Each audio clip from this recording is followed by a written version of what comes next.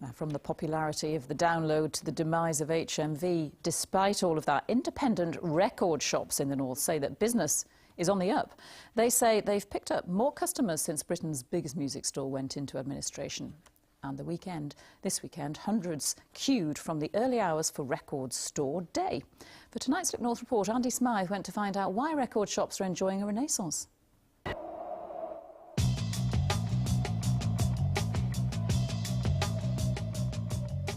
For record shops, it's Christmas. Newcastle has 4 independent record stores. This city is at the forefront of a nationwide vinyl revival.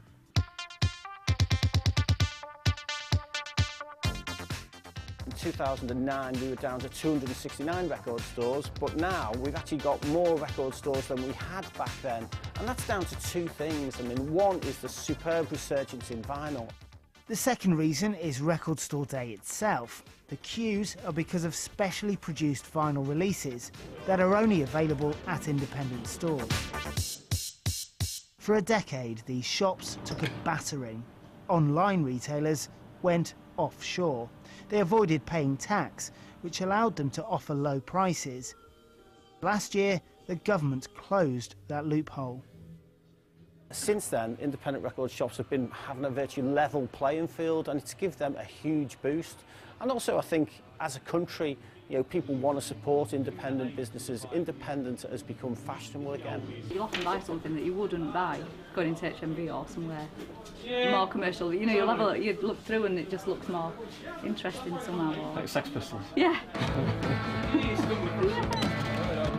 All of a sudden, people want to shop again, and they want to shop independently, and for music they want to have a tangible object again, so it's great. An LP with its size, its colourful cover and its possible lyrics, it becomes a really nice thing to own and therefore a nice thing to collect. Look at this. You don't get 3D sleeves with an MP3, do you? The golden age of the Hollywood musical, OK? You open it out. Already, you're transported back to the days of the Busby Berkeley movie. You want to learn more? Look, you open it up. It gets bigger and bigger. Look at that. There's a whole world of learning. So there's an allure to the object. There's also a kind of ritualistic process that you go to. You go out and you see people in a record shop who you probably are quite familiar with, who might recommend things to you. First record I ever bought was Wizard, Ballpark Incident. Everybody remembers the first record they ever bought. Does everybody remember the first track they ever downloaded? It's kind of like the schoolyard, swapping football stickers or whatever, it's still the same kind of thing, little thrill that you get. It's like a little treasure trove when you come into a shop, and it does have a kind of smell to it, and it's the smell of old cardboard probably.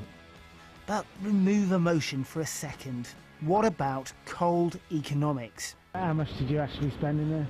£670. Top of the world. This may surprise you. More than 2/3 of music sales is still people buying actual stuff rather than downloading it. Andy Smythe, BBC Look North, Newcastle. It just sparked a mini pop quiz between us there, but we better not dwell on it, Jeff. You've got cricket to get on with. I have, yes, Carol, yes. The spring weather might be blowing hot and cold.